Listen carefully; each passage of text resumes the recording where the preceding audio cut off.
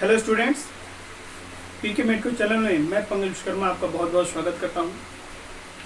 बच्चों, आज के दिन हम लोग इस वीडियो के माध्यम से कक्षा 12 की बायोलॉजी का जो आपका सेकंड अध्याय है पुष्पीय पौधों में लैंगिक जनन, उसका ये नेक्स्ट वीडियो लेके आए हैं। और इस वीडियो के माध्यम से हम लोग आज स्टडी करने वाले हैं एक बहुत ही इम्पॉर्टेंट टॉपिक के बारे में, जिसका नाम है परागण यानी पॉलिनेशन। पॉलिनेशन क्या होता है, परागण किसे कहते हैं, इसके बारे में, इनके प्रकारों के बारे में हम लोग इस वीडियो के माध्यम से स्टडी करने वाले हैं। तो सभी लोग लास्ट तक इस वीडियो को जरूर देखेंगे। आइए शुरू करते हैं, परागण किसे कहते हैं। तो सबसे पहले आप ये जानिएगा परागण होता क्या है, इसकी परिभाषा क्या होती है। तो मैं एक छोटे से डायग्राम के माध्यम से समझाना चाहूँगा, देखिएगा थोड़ा सा। ये एक पुष्प की संरचना है, पुष्प के विभिन्न भागों का ये एक डायग्राम है। चलिए देखते हैं। यह है परागकोश, यह है परागकोश, और ये सबसे ऊपर वाला भाग जिसका नाम है वर्तिकाग्र। इसको मैं यहां लिख दे रहा हूं, वर्तिकाग्र, यानी से स्टिग्मा कहते हैं, स्टिग्मा। तो ये रहा आपका पॉलन सैक, पॉलन सैक। तो पुष्प के बारे में हम लोगों ने अपने पिछले वीडियो में डिस्कस किया था, पुष्प की संरचना और उसके विभिन्न भागों के जो है नाम को सचित्र हम लोगों ने स्टडी किया है अपने पिछले वीडियो के माध्यम से। तो इस वीडियो में हम लोग पढ़ने जा रहे हैं परागण किसे कहते हैं। तो चलिए स्टार्ट करते हैं, परागण क्या होता है। तो परिभाषा कैसे लिखेंगे वो सुनिएगा। ये परागकोश है जो कि पुष्प का नर जननांग होता है। याद रखिएगा, पुष्प के अंदर जो नर जननांग होता है वो है परागकोश, जिसे हम पुंकेसर भी कह सकते हैं। देखिए, परागकोश पुंकेसर का ही एक भाग होता है। याद रखिएगा, पुंकेसर के 3 भाग होते हैं, परागकोश, संयोजक और तंतु। फिलहाल याद रखिएगा, परागकोश जो कि नर जननांग की तरह ही काम कर रहा है यहाँ पर, उसी का एक भाग है। तो हमको परिभाषा कैसे लिखनी है। परागकोश के अंदर छोटे छोटे कण भरे होते हैं, इन कणों को हम परागकण कहते हैं, परागकण कहते हैं, यानी कि पॉलन ग्रेन्स, पॉलन ग्रेन्स। परिभाषा क्या है वो लिखेंगे कि जब परागकोश के अंदर उपस्थित परागकण वहां से निकल करके वर्तिकाग्र के ऊपर गिरते हैं तो इसी प्रक्रिया को हम परागण कहते हैं। फिर से सुन लीजिए एक बार। जब परागकोश के अंदर उपस्थित परागकण वहां से निकल करके वर्तिकाग्र के ऊपर, जो कि स्त्री केसर का एक भाग है, इसके ऊपर आकर गिरते हैं, तो इसी प्रक्रिया को हम परागण कहते हैं। तो ये रही परिभाषा। परागण के प्रकार हम लोग डिस्कस करने वाले हैं। तो चलिए, परागण के प्रकार, नेक्स्ट हेडिंग हमारा बनेगा परागण के प्रकार। चलिए, तो जैसा कि आपने कक्षा 10 के सिलेबस में पढ़ा ही होगा कि परागण जो होता है ये बेसिकली 2 टाइप का होता है। वैसे किताबों में इसे 3 भागों में डिवाइड किया गया है, स्वयं परागण, पर परागण और कृत्रिम परागण। लेकिन यहाँ पर हम अपने इस सिलेबस के अनुसार बात करने वाले हैं परागण के प्रकार। तो परागण मुख्यतः 2 प्रकार का ही होता है, स्व परागण और पर परागण। लेकिन कृत्रिम परागण को अगर इसमें शामिल कर लिया जाए तो परागण 3 प्रकार का हो जाएगा। तो चलिए, परागण के प्रकार में पहला होगा स्व परागण, स्व परागण, यानी कि सेल्फ पॉलिनेशन। याद रखिएगा, हमारा पहला प्रकार है परागण का सेल्फ पॉलिनेशन किसे कहते हैं। परागण की परिभाषा आप समझ गए हैं कि परागकोश के अंदर उपस्थित परागकणों का वहां से निकल करके वर्तिकाग्र तक पहुंचने की क्रिया को परागण कहते हैं। स्वपरागण किसे कहते हैं वो ध्यान दीजिएगा। बेसिकली इसमें थोड़ा सा कुछ लोग डाउट्स होते हैं, कुछ लोग कंफ्यूज हो जाते हैं। मैं उस कन्फ्यूजन को दूर कर दे रहा हूँ, ध्यान से सुनिएगा कि जब एक ही पुष्प के मध्य ये क्रिया हो रही है, जब एक ही फूल में एक ही पुष्प के परागकण उसी पुष्प के वर्तिकाग्र पर पहुंचेंगे तो इसे हम स्वपरागण कहते हैं। तो इसकी दो कंडीशन होती है, ध्यान दीजिएगा। अगर एक ही पुष्प में हो रहा है, अगर ये प्रक्रिया एक ही पुष्प में हो रही है तो उसे हम स्वपरागण कहते हैं। परिभाषा कैसे लिखेंगे, इसकी दो परिभाषा बनेगी स्वपरागण की। जब एक ही पुष्प के परागकण उसी पुष्प के वर्तिकाग्र पर जाकर गिरते हैं तो उसे हम स्वपरागण कहते हैं। ये इसकी पहली परिभाषा हो गई। चलिए एक और परिभाषा ध्यान दीजिएगा। अगर एक ही पौधा है, एक ही पौधा है, पौधे के दो पुष्पों के बीच में अगर ये हो रहा है तो भी उसे हम स्वपरागण ही कहेंगे। ध्यान दीजिएगा, बहुत कंफ्यूज होने की बात नहीं है, जरूरत नहीं है, बहुत सिंपल चीज है। अगर एक ही पेड़ के बीच में, एक ही पेड़ में दो पुष्प लगे हैं, 2 से 4 पुष्प कोई भी हो, अगर परागण की प्रक्रिया एक ही पौधे के पुष्प के बीच हो रही है तो उसे भी हम स्वपरागण ही कहेंगे। और यदि एक ही पुष्प में हो रहा है प्रोसेस तो उसे भी हम स्वपरागण ही कहेंगे। तो परिभाषा दो होगी, कैसे लिखेंगे ध्यान से सुनिएगा। स्वपरागण क्या है, जब एक ही पुष्प के परागकण उसी पुष्प के वर्तिकाग्र पर जाकर गिरते हैं तो उसे हम स्वपरागण कहते हैं। अथवा एक ही पुष्प के एक ही पौधे के दो पुष्पों के बीच में अगर परागण हो रहा है तो उसे भी हम स्वपरागण ही कहते हैं। यानी पेड़ एक ही होना चाहिए, उसमें फूल चाहे जितने लगे हों। याद रखिएगा, अगर एक ही पेड़ के विभिन्न फूलों के बीच में परागण होता है तो उसे भी हम स्वपरागण कहते हैं। आइए लाभ की बात करते हैं। तो स्वपरागण से फायदा क्या है, क्या बेनिफिट होता है। पहली बात आप जान लीजिएगा, स्वपरागण से जो भी बीज उत्पन्न होंगे वो शुद्ध नस्ल के होते हैं, शुद्ध नस्ल के होते हैं। ये इंपॉर्टेंट बात है। अगर आपको प्योर ब्रीड चाहिए, शुद्ध नस्ल का चाहिए, तो याद रखिएगा सबसे इंपॉर्टेंट बात कि उसमें स्वपरागण कराना अनिवार्य है या स्वपरागण होना अनिवार्य है। तो पहला फायदा यह है कि शुद्ध नस्ल की प्राप्ति होती है, ये आपका बेनिफिट होता है। चलिए एक बात और, अगर फूलों की संख्या कम है, एक ही पुष्प है, तो भी परागण हो जाएगा। ये एक इंपॉर्टेंट बात होती है, इसमें एक ही पुष्प की जरूरत पड़ती है, एक ही पुष्प की आवश्यकता पड़ती है। याद रखिएगा, अगर पेड़ में एक ही फूल लगा हुआ है तो भी स्वपरागण हो जाएगा। पर परागण में ऐसा नहीं होता है। पर परागण में दो पेड़ों की जरूरत पड़ती है, दो अलग अलग पेड़ होने चाहिए, दो अलग अलग पौधे के जो है पुष्प होने चाहिए। तो वहां पर थोड़ा प्रॉब्लम होती है। लेकिन स्वपरागण में एक चीज फायदा है, क्या है कि इसमें अगर पेड़ में सिर्फ एक ही फूल लगा है तो भी स्वपरागण हो जाएगा। तो ये एक इम्पोर्टेंट बात होती है। तो ये रहा फायदा। आइए हम घाटे की बात करते हैं, इसमें हानि क्या होगा, क्या नुकसान है स्वपरागण से। चलिए हानि की बात कर लेते हैं। हानि क्या है, स्वपरागण से क्या हानि होती है। पहली हानि याद रखिएगा, इसमें एक पुष्प होने के कारण जो परागण है वो निश्चित नहीं होता है। जरूरी नहीं है कि एक ही पुष्प होगा तो परागण हो ही जाए।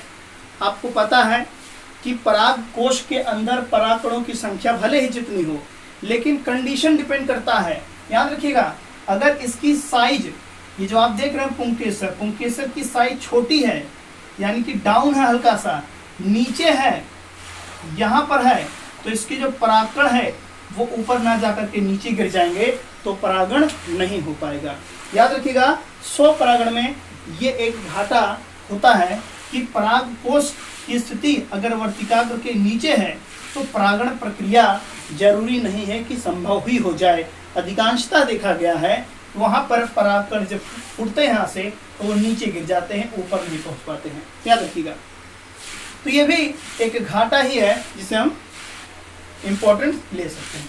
दूसरी बात क्या घाटा है, इससे जो बीज उत्पन्न होते हैं वो निम्न कोटि के होते हैं, निम्न कोटि के होते हैं। यहाँ पर एक इम्पोर्टेंट बात यह है कि जो भी बीज इससे उत्पन्न हो रहे हैं वो लो क्वालिटी के होते हैं। जो पौधा होगा, जो बीज उत्पन्न होंगे, उसकी क्वालिटी डाउन होती है। ये इम्पोर्टेंट है। एक बात बताओ, इनकी जो गुणवत्ता है ये कम होती है, इनकी गुणवत्ता कम होती है। दूसरी बात, इनका जो प्रोडक्शन है ये भी कम होता है। अगर देखा जाए 100 परागण किसी पौधे में हो रहा है तो 100 परागण से जो भी प्रोडक्शन उत्पन्न होने वाला है, बीजों की संख्या उत्पन्न वाली है, फल बनने वाले हैं, उनकी गुणवत्ता कम होती है, उनकी क्वालिटी कम होती है और उनका प्रोडक्शन भी कम होता है। तो ये घाटा है। आइए हम लोग बात करते हैं पर परागण की।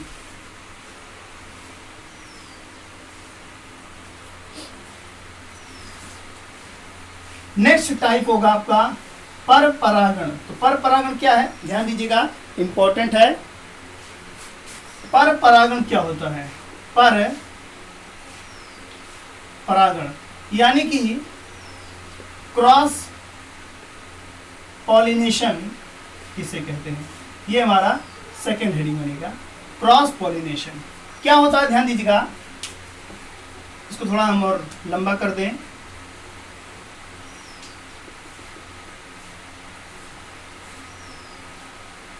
तो चलिए, पर परागण किसे कहते हैं? याद रखिएगा, पर मतलब होता है दूसरे। दो पेड़ों का होना अनिवार्य है, एक ही प्रजाति के हों, एक ही जात के हों। दो पेड़ों के पुष्प के बीच में अगर ये परागण हो रहा है तो उसे हम पर परागण कहेंगे। परिभाषा ध्यान सुनिएगा, बहुत आसान है। जब एक पेड़ के पुष्प के परागकण उसी प्रजाति के दूसरे पेड़ के पुष्प के वर्तिकाग्र पर जाकर गिरते हैं तब उसे हम पर परागण कहते हैं। परिभाषा वन सेकेंड रिपीट कर रहा हूं, ध्यान दीजिएगा। जब एक पेड़ के पुष्प के परागकण, ध्यान दीजिएगा, एक पेड़ के पुष्प के परागकण उसी प्रजाति के दूसरे पेड़ के पुष्प के वर्तिकाग्र पर गिरे तो उसे हम पर परागण कहते हैं। अर्थात छोटे से स्टेटमेंट में अगर समझ लीजिए, दो पेड़ हैं, दोनों पेड़ एक ही प्रजाति के हैं, दोनों सरसों हैं, दोनों मटर हैं, दोनों अरहर हैं, कोई भी हो, दो अलग अलग वृक्षों पे फूल लगे हुए हैं और उन फूलों के परागकणों का जो है स्थानांतरण हो रहा है वर्तिकाग्र के ऊपर, तो उस परागण को हम पर परागण कहते हैं। यहाँ तक आप जान गए पर परागण क्या होता है, इंपॉर्टेंस क्या है वो जान लीजिएगा। पर परागण के प्रकार अगर हम बात करें तो प्रकार जो है बेसिकली 3 प्रकार का होता है। आप ध्यान रखिएगा, जल परागण, दूसरा वायु परागण, तीसरा कीट परागण। कीट परागण आइए एक एक करके समझा जाए तीनों को। पर परागण आप जान गए, दो अलग अलग पेड़ों की जरूरत पड़ेगी, दो अलग अलग पेड़ों के पुष्प के बीच परागण अगर होगा तो उसे हम पर परागण कहेंगे। चलिए, जब परागण जल के माध्यम से हो तो उसे हम जल परागण कहते हैं। अर्थात जो परागकण परागकोश से निकल करके स्त्री केसर के ऊपर वर्तिकाग्र के ऊपर जा रहे हैं वो जल के माध्यम से अगर जाएंगे तो उसे जल परागण कहेंगे। अगर हवा के माध्यम से उड़ के जा रहे हैं तो उसे हम वायु परागण कहेंगे। अगर कीट बैठे हुए हैं उस पुष्प पर रसपान करने के लिए, अगर उन कीटों के माध्यम से परागकण जा रहे हैं तो उसे हम कीट परागण कहते हैं। बेसिकली देखा जाए, जो जल परागण होता है वो इम्पोर्टेंट है, वो जलीय पौधों में ज्यादातर देखा गया है। वायु परागण खासतौर पर अगर आपने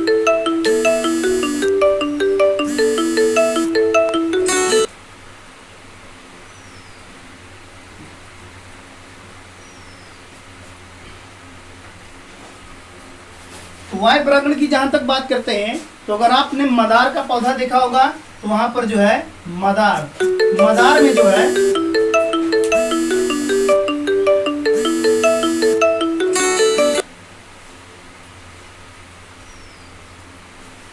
मदार के पौधे में जो है वायु परागण की प्रक्रिया संपन्न होती है। आइए देखते हैं कीट परागण। ज्यादा तो देखा जाए पर परागण में सबसे ज्यादा जो होता है वो कीट परागण होता है। आपने देखा होगा विभिन्न प्रकार के पौधे होते हैं, उनके ऊपर जो है तमाम प्रकार के कीड़े मकोड़े जो है, मक्खियाँ हैं, भंवरे हैं, ऐसे तमाम जीव उसके ऊपर बैठे होते हैं रसपान करने के लिए, और वो एक फूल से उड़ करके दूसरे फूल के ऊपर जाते हैं, और इस प्रक्रिया में उनके पैरों में उनके विभिन्न उपांगों के ऊपर परागकोश से परागकण निकल करके चिपक जाते हैं, और वही परागकण दूसरे पौधे के पुष्प के ऊपर स्थानांतरित हो जाते हैं। तो यहाँ पर देखा जाए तो सबसे ज़्यादा जो परागण है, पर परागण, वो कीट परागण होता है। तो कीट परागण खासतौर पे अगर आपने देखा सरसों, या इसके अलावा अगर आपने देखा होगा खासतौर पे कद्दू, ऐसे तमाम पौधे जिनके ऊपर कीड़े मकोड़े बैठते हैं, भंवरे बैठते हैं, पुष्पी जो मकरंद वाले, महक वाले होते हैं, ज़्यादा ब्राइटनेस कलर वाले होते हैं, ऐसे पौधों में कीट परागण ज़्यादातर देखा जाता है। चलिए अब देखते हैं पर परागण से फायदा क्या है, क्या बेनिफिट होता है पर परागण से। तो फायदा नंबर 1, लाभ की बात हम करने जा रहे हैं। लाभ में पहला लाभ क्या होता है? देखिए, पर परागण निश्चित होता है, लगभग निश्चित होता है, लगभग ये निश्चित होता है कि पर परागण होगा जरूर, क्योंकि एक खेत में, एक बगीचे में जरूरी नहीं है कि किसी पौधे की संख्या एक ही होगी। लोग बैठाते हैं तो कई पौधों को बैठा जाता है, आरोपित किया जाता है, तो वहाँ पर पुष्पों की संख्या ज़्यादा होती है, पौधों की संख्या ज़्यादा होती है, तो वहाँ पर देखा जाए कि पर परागण लगभग निश्चित होता है, क्योंकि पौधों की संख्या अधिक होती है तो फूलों की संख्या भी ज़्यादा होगी। चलिए नेक्स्ट फायदा ये है कि जो बीज होते हैं इससे उत्पन्न, उनकी जो गुणवत्ता होती है, गुणवत्ता वो उत्तम होती है। ये इंपॉर्टेंट बात है, क्योंकि ये एक प्रकार से हाइब्रिड होते हैं। तो आप याद रखिएगा, क्योंकि ये एक प्रकार से क्या होते हैं, हाइब्रिड होते हैं, इसलिए इनकी जो गुणवत्ता है वो अच्छी होती है। अगली बात यह है कि इनका जो प्रोडक्शन है वो भी ज़्यादा होता है, ज़्यादा होता है। पर परागण के द्वारा जो प्रोडक्शन है बीजों का, फलों का, इत्यादि का, वो प्रोडक्शन काफ़ी ज़्यादा मात्रा में तो होता है। ये तो एक फायदा है। चलिए हम घाटे की बात करते हैं, हानि क्या होगा, हानि कैसे होता है। तो जैसा कि आपको बताया गया है कि पर परागण में माध्यम की जरूरत पड़ती है। माध्यम, माध्यम क्या है, जिसके माध्यम से परागण हो रहा है उसे माध्यम कहते हैं। जल हो सकता है, वायु हो सकता है, कीड़े हो सकते हैं, पक्षी हो सकते हैं, भंवरे इत्यादि, ये माध्यम है पर परागण के लिए। अगर माध्यम ना हो तो पर परागण नहीं होगा, ये एक इंपॉर्टेंट बात है। अगर माध्यम क्या हो, ना हो, तो परागण जो है नहीं होगा, ये मेन बात होती है। अच्छा, अगली बात यह है कि इसमें पराग कणों का काफी नुकसान होता है। याद रखिएगा, जो पराग कण होते हैं वो ज्यादातर नुकसान उनका होता है, यानी कि लॉस ज़्यादा होता है, उनकी संख्या ज़्यादातर नीचे गिर जाती है, भूमि पर गिर जाती है, वेस्ट ज़्यादा होता है परागकण। चलिए अगली बात यह है कि ऐसे जो बीज होते हैं वो शुद्ध नस्ल के नहीं होते हैं। जैसे कि मैंने बताया कि ये शुद्ध नस्ल के इसलिए नहीं होते हैं क्योंकि ये हाइब्रिड होते हैं। तो ये घाटा है कि ये शुद्ध नस्ल के नहीं होते हैं, नहीं होते हैं, ये एक नुकसान है, तो आप जानते रहिएगा। अच्छा, अगला नुकसान क्या है वो जान लीजिएगा, इन्हें अधिक दिनों तक सुरक्षित नहीं रखा जा सकता। यानी कि ये बीज जो भी पर परागण से जो भी बीज उत्पन्न होते हैं उन्हें हम ज़्यादा दिनों तक सुरक्षित नहीं रख सकते हैं, और उनका जो है प्रोडक्शन काफ़ी वर्षों तक नहीं किया जा सकता। यानी कि आप ये नहीं कर सकते कि हर बार उन्हीं बीजों को बैठाइए वो उगेंगे, उनका प्रोडक्टिविटी जो होता है वो कम होता है। यानी कि उत्पादन क्षमता उनकी, यानी उन बीजों की उत्पादन क्षमता अधिक वर्षों तक नहीं हो सकती। तो याद रखिएगा, इन्हें हम अधिक वर्षों तक उगा नहीं सकते, ये भी एक घाटा होता है। जबकि शुद्ध नस्ल में ऐसा नहीं होता है। जो शुद्ध नस्ल के होते हैं उन्हें हम कई वर्षों तक जो है ग्रो करा सकते हैं, पौधों को उगा सकते हैं। तो ये स्वपरागण और परपरागण था। आइए तीसरा परागण देखा जाए जिसका नाम है कृत्रिम परागण। तो हमारा थर्ड हेडिंग बनेगा कृत्रिम परागण।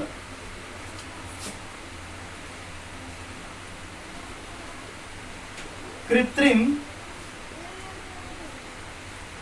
परागण यानी कि आर्टिफिशियल पॉलिनेशन। आर्टिफिशियल पॉलिनेशन किसे कहते हैं? जब इंसान के द्वारा स्वयं मनुष्य द्वारा परागण कराया जाए तो उसे हम कृत्रिम परागण कहते हैं। यानी कि मनुष्य स्वयं पराग कोश से परागकण को निकाले और उसे निकाल करके फीमेल जो एरिया होता है वर्तिकाग्र उसके ऊपर डाल दे, तो इस प्रोसेस को हम कृत्रिम परागण कहते हैं। कृत्रिम परागण जो है सबसे पहले मेंडल ने कराया था। आपने पढ़ा होगा कक्षा 10 के सिलेबस में मेंडलिज्म। मेंडल ने मटर के पौधे पर जो टेस्ट किया था वो एक प्रकार से कृत्रिम परागण का ही बढ़िया सा एक एग्जाम्पल है। तो आज हम लोगों ने इस वीडियो के माध्यम से परागण के बारे में पढ़ा है। परागण क्या होता है, कितने प्रकार का होता है, इससे घाटा क्या है, लाभ क्या है, इन तमाम चीज़ों के बारे में हम लोगों ने डिस्कस किया है।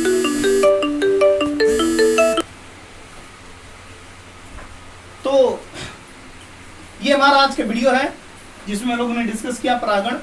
परागण के बाद अगली प्रक्रिया होती है निषेचन। निषेचन के बाद हम लोग दोहरा निषेचन पढ़ेंगे। तो याद रखिएगा नेक्स्ट वीडियो में हमारा अगला टॉपिक होगा निषेचन। निषेचन क्या होता है ये हमारा अगला टॉपिक है जिसे हम अगले वीडियो के माध्यम से आप लोगों को पढ़ाएंगे। तब तक के लिए नमस्कार।